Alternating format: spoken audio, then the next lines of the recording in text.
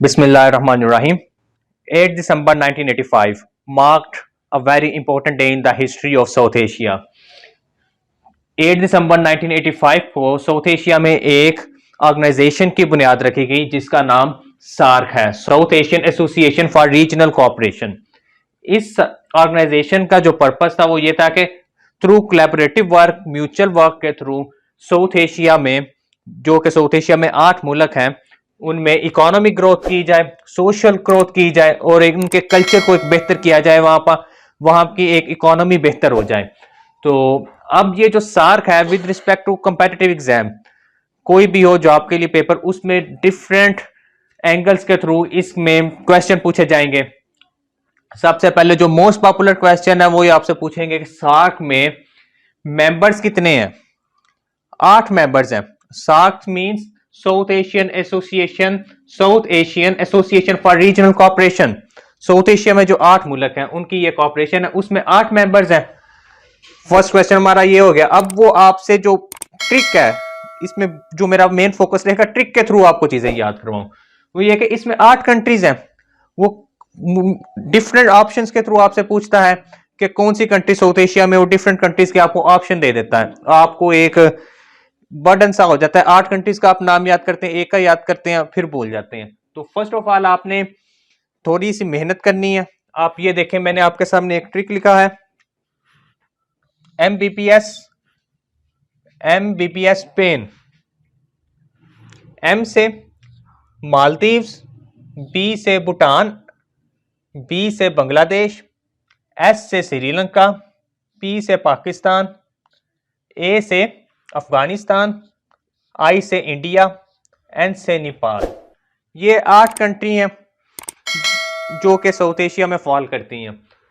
तो ये 8 कंट्रीज हैं। आप इसको इस तरह याद करें। इसके जो हेडक्वार्टर है वो हमारे पास नेपाल में है, काठमांडू नेपाल में। लेकिन ये जिस शहर में सार्क फाउंडेड हुई, जो इसका फाउंडेशन सिटी है, वो हमारे पास ढाका है। ढाका में फाउंडेशन हुई, इसकी बुनियाद रखी गई 8 दिसंबर 1985 को।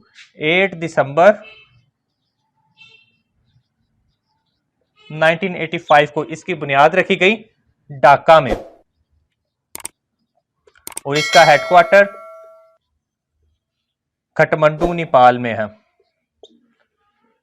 अब आपने इसमें जो और चीजें आपने देखनी है with respect to competitive exam और for the papers of job, आपने इसका देखना है इसका करंट सेक्रेटरी जनरल कौन है। ये चेंज होता रहता है, आप इसको विजिट करते रहा करें। और इस वक्त जो इसका करंट सेक्रेटरी जनरल है वो है इसाला वीराकोन। ये श्रीलंका का है, और आप इसका कंट्री भी याद रखें, ये श्रीलंका से है ये।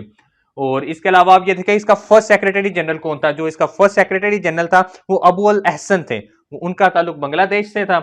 इसके अलावा आप इसमें ये ज़हन नशीन रखें कि जो पाकिस्तानी इसके सेक्रेटरी जनरल रह चुके हैं वो नईमुल हसन है।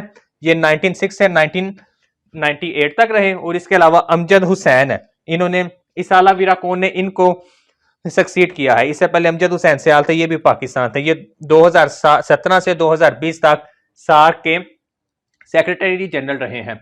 इसके अलावा आप ये देखें, सार्क में जो पॉपुलेशन है ना, 21% ऑफ द वर्ल्ड,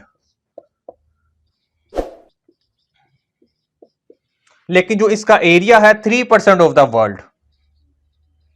आप जरा गौर करें, just 3% of the area of the world, 21% of the world population is living. तो ये आप गैप देखें कितना ज्यादा है। और ये भी इंपॉर्टेंट है विद रिस्पेक्ट टू पेपर, ये पूछा जा सकता है। इसके अलावा आप इसमें देखें कि पाकिस्तान ने कौन सी सार्क समिट को होस्ट किया है।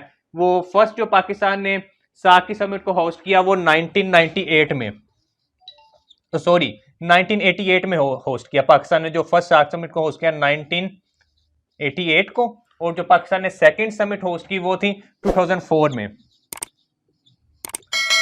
इसके अलावा 2016 की भी जो सार्क समिट थी वो पाकिस्तान ने ही होस्ट करनी थी, लेकिन ड्यू टू प्रोपेगेंडा वो पाकिस्तान होस्ट ना कर सका। इंटरनेशनल प्रोपेगेंडा के बायस वो पाकिस्तान होस्ट ना कर सका।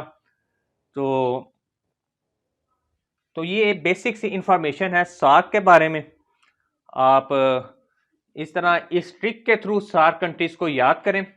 और ये जो बेसिक इंफॉर्मेशन है ये मैंने पास पेपर से क्वेश्चंस को कंपाइल किया है। आप इन क्वेश्चंस को लाजमी विजिट करें, और इसका जो करंट सेक्रेटरी जनरल होता है आप इसको विजिट करते रहा करें। Thank you very much.